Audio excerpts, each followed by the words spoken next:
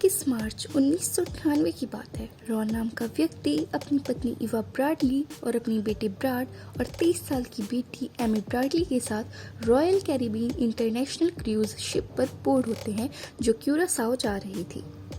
Virginia के रहने वाले इस परिवार की बेटी ने हाल ही में लॉन्गवुड यूनिवर्सिटी से ग्रेजुएशन पूरी करी थी और अब वह अपनी कंप्यूटर कंसल्टिंग जॉब शुरू करने की सोच रही थी और ये पूरी ट्रिप एनी की ग्रेजुएशन की खुशी में ही थी।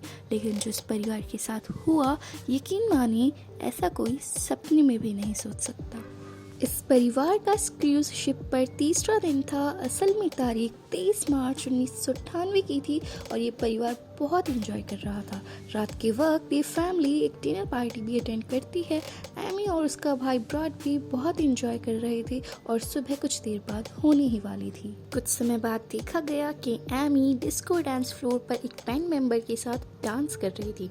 अपना खाना पीना और डांस खत्म करने के बाद ब्रैड और एमी तकरीबन सुबह 3:30 से 4 के बीच अपने रूम में चली गई और ये समय इसीलिए पता था क्योंकि शिप में कंप्यूटराइज्ड डोर लॉक सिस्टम था। आपको पता होगा क्रूज शिप में रूम के बाहर बालकनी भी होती है जहां बैठकर आप व्यू के मजे ले सकते हैं।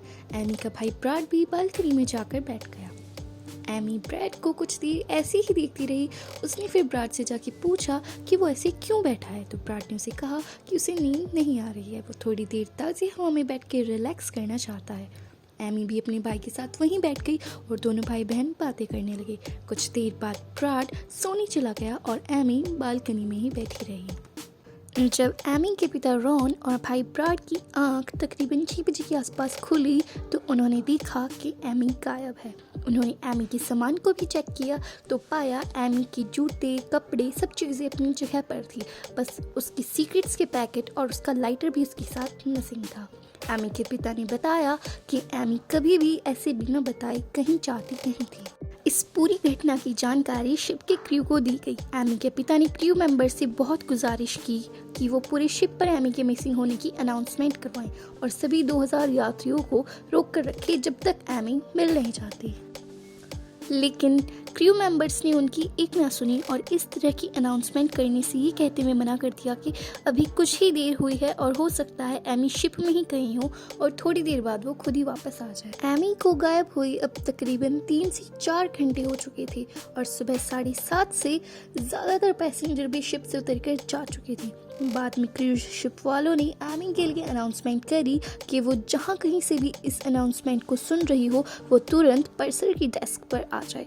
पर अफसोस, ना ही एमी आई और ना ही कोई रिस्पॉन्स। शिप में जब डांस वगैरह उस रात चल रहा था तो शिप के फोटोग्राफर ने एमी और बैंड मेंबर येलो की फ़ोटो साथ में ली भी थी। पर येलो से एमी के गायब होने के बारे में पूछताछ होने के बाद येलो ने बताया कि वो उसी रात 1 बजे पार्टी से निकल गया था। तब से लेकर आज का दिन है और आज भी पता नहीं लग पाया है कि एमी आखिरकार है कहाँ। लेकिन इन बीते सालों में उसे देखे जाने की बातें की जा चुकी हैं पर किसी भी बात की पूरी तरह पुष्टि नहीं हो पाई है। वहीं कुछ लोग मानते हैं कि एमी ह्यूमन ट्रैफिकिंग का शिकार हो गई। एमी के केस को लेकर बहुत सी बातें जो सामने आई वो मैं अब आपको एक एक करके बताने जा रही हूँ। जिस साल मार्च में एमी गायब हुई उसी साल अगस्त में कैनेडियन टूरिस्ट डेविड ने एमी को देखने का दावा किया। उसने बताया कि 2 लड़के और एक लड़की पोस्ट ऑफ मारिया के बीच के किनारे टहल रहे थे। देखिए, पोस्ट ऑफ मारिया के बीच का जो एरिया है उसमें इतना कॉमन नहीं है कि कोई इंग्लिश में बात करे। एमी अमेरिकन थी तो उसकी नेटिव लैंग्वेज इंग्लिश ही थी और वो सिर्फ इंग्लिश ही जानती थी। डेविड जो कैनेडियन टूरिस्ट था वो अच्छी खासी इंग्लिश जानता था। जब डेविड ने कुछ दूर खड़े अपने दोस्त को इंग्लिश लैंग्वेज में अपने पास बुलाया तो उस लड़की ने एकदम से उसकी तरफ देखा और उसकी तरफ तेज़ी से बढ़ने लगी और डेविड से वो कुछ बोलने ही वाली थी कि उन 2 में से एक लड़के ने उसे इशारा किया उससे दूर होने के लिए और वो लोग वहाँ से चली गई। वो लड़की हिचकिचाती हुई उन 2 लड़कों के साथ एक कैफ़े में चली गई पर वह लगातार डेविड को ही देखे जा रही थी, उसका ध्यान अपनी तरफ खींचने के लिए। डेविड को उस समय कुछ पता नहीं था एमी कौन है जब तक उसने उसकी कहानी टीवी पर नहीं देखी थी। इस घटना के बाद डेविड ने एमी के घर वालों से संपर्क किया तो उसने एमी का हुलिया, उसके शरीर पर बने टैटूज वगैरह के बारे में भी बिल्कुल सही जानकारी दी। डेविड ने बताया कि वो 100% श्योर था कि जिस लड़की को उसने कुछ फीट की दूरी पर देखा वो एमी ही थी। इसी तरह समय बीतते बीतते साल 1999 आता है और बात है उस साल के जनवरी की, जब एक नेवी ऑफिसर क्लेम करते हैं कि उन्होंने एमी को होटल ब्रॉथल क्यूरेसाओ शहर में देखा था। वो बताते हैं कि एमी ने उनको पहचान लिया कि वो भी उनकी तरह एक अमेरिकन ही है, और एमी ने उस ऑफिसर को बताया कि उसका नाम एमी ब्रैडली है और उसे यहाँ ज़बरदस्ती लाया गया है और वह उनसे मदद चाहती है। पर उस ऑफिसर ने ये बात किसी को नहीं बताई कि उसकी नौकरी खतरे में पड़ जाएगी। ये बात उस नेवी ऑफिसर ने अपने रिटायरमेंट के बाद एमी के पिता ब्रैडली की वेबसाइट पर उन्हें बताई। 1999 खत्म होते होते ब्रैडली फैमिली को फ्रैंक जोनस नाम के आदमी से एक ईमेल आता है, जिसमें वो ब्रैडली फैमिली को बताता है कि वो जानता है कि एमी इस वक्त कहाँ है और एक फॉर्मर यूएस आर्मी ऑफिसर होने के नाते वो और उसकी टीम एक रेस्क्यू शुरू कर सकती हैं। फ्रैंक जोनस और उसकी टीम ब्रैडली फैमिली को एमी के टैटूज के बारे में बताती हैं और एक गाने का भी जिक्र करती हैं जो एमी की माँ उसके लिए गाया करती थी। लेकिन 2 महीने बाद फ्रैंक जोनस उनके परिवार को तकरीबन $2 लाख रकम जुटाने का बोल देता है। यहाँ एमी की फैमिली वो रकम जुटा लेती है और सोचती है कि उनकी मदद करने के लिए इतनी प्रोफेशनल टीम है, पर ये रेस्क्यू कभी हुआ ही नहीं और ना ही एमी का पता चल सका।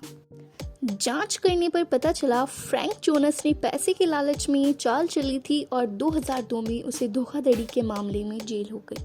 2005 का समय आ चुका था और एमी कहाँ है, कैसी है, वो जिंदा है या नहीं, इस बारे में कुछ पता नहीं चल सका था। लेकिन एक दिन एक औरत जिसका नाम जूडी मॉरर था, वो बताती है कि उसने एमी को बारबाडोस डिपार्टमेंट के बाथरूम में देखा था।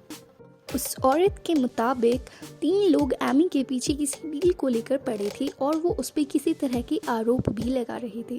कुछ देर बाद वो आदमी वहाँ से चले गए और उसके बाद उसने जूडी मॉरर को अपना नाम एमी बताया और कहा वो वर्जीनिया से है। लेकिन इतने में ही वो तीनों लोग वापस आ गए और एमी को अपने साथ ले गए। जूडी मॉरर ने ये बात तुरंत पुलिस को बताई और उन 3 आदमियों और उस लड़की का स्केच बनवाने में मदद की जो खुद को एमी बता रही थी।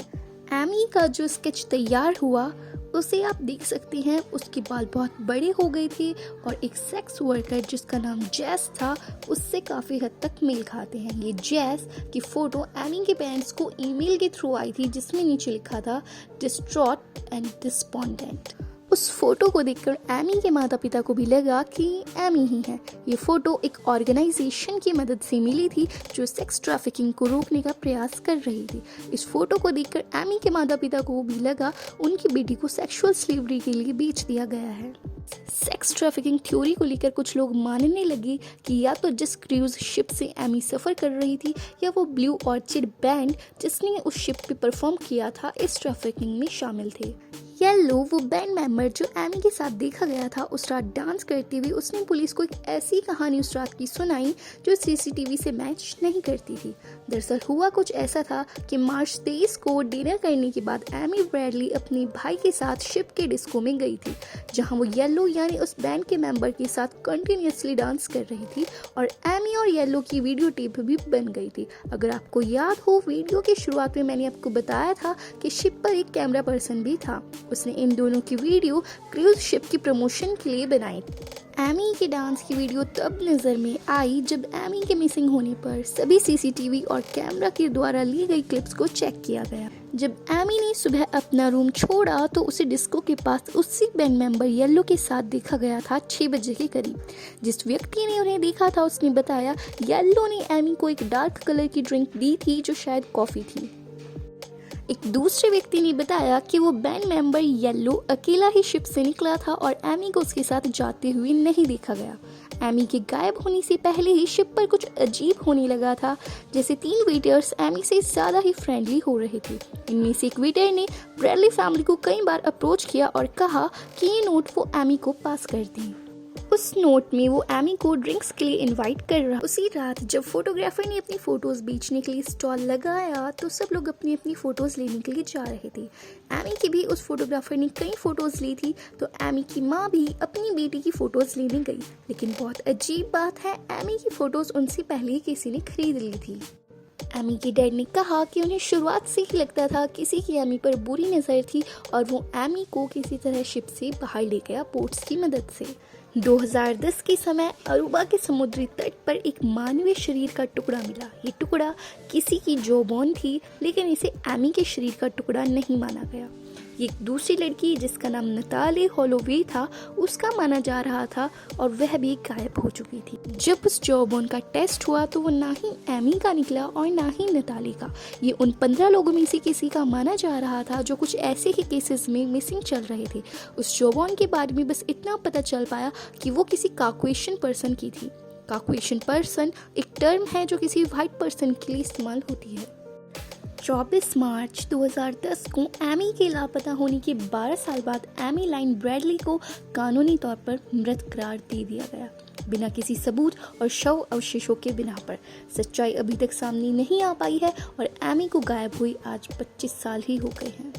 लेकिन FBI अभी भी $25,000 तक देने को तैयार है अगर कोई एमी से जुड़ी सही खबर उन्हें देता है। तो एमी की फैमिली भी एमी का पता बताने वाले के लिए $50,000 तक देने को तैयार है और उसे कोई सुरक्षित घर पहुंचाता है तो उसे $2.5 लाख ब्रैडली फैमिली देगी।